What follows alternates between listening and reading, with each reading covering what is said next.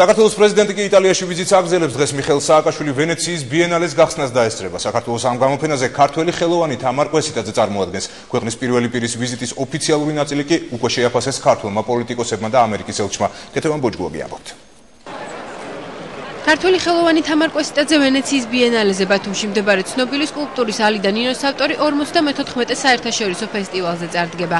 ვენეციაში ხელოვნების ფესტივალს საქართველოს პრეზიდენტის დაესწრება. მიხეილ სააკაშვილი ქართულ დელეგაციასთან ერთად რომიდან ვენეციაში უკვე გაემგზავრა. რომში გვიანღამით დასრულდა იტალიის რესპუბლიკის შექმნისა და ქვეყნის გაერთიანების 150 წლის იუბილეისადმი მიძღვნილი საზეიმო ვახშამი. იტალიის პრეზიდენტის ჯორჯო ნაპოლიტანოს სახელით გამართულ მიღებაზე 80-მდე ქვეყნის ლიდერი მეუღლეებთან ერთად იყო მიწვეული.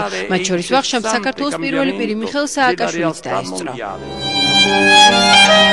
მასშტაბური ღონისძიებები რომში გალა კონცერტით დასრულდა, სადაც იტალიელი კომპოზიტორების ნაწარმოებები შესრულდა.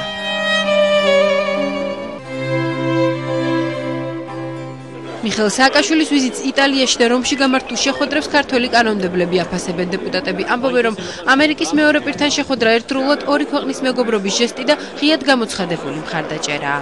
ჩვენთვის განსაკუთრებული ღირებულება აქვს იმ ორ მხრივ შეხვედრებს, რომელიც იმართება უპირველეს ყოვლისა შეერთებული შტატების ადმინისტრაციის მეორე პირთან, რაც აუცილებლად უფრო ინტენსიფიკაციას შეუწყობს ხელს ქართულ-ამერიკული ურთიერთობებისა უკვე სამუშაო დიპლომატიურ დონეზე. ძალიან მნიშვნელოვანია, რომ მაღალ დონეებზე მუდმივად არის საქართველოს საკითხი განხილული, ეს ერთი მთავარი ასპექტი და მთავარი გზავნილი საერთაშორისო დიპლომატიაში.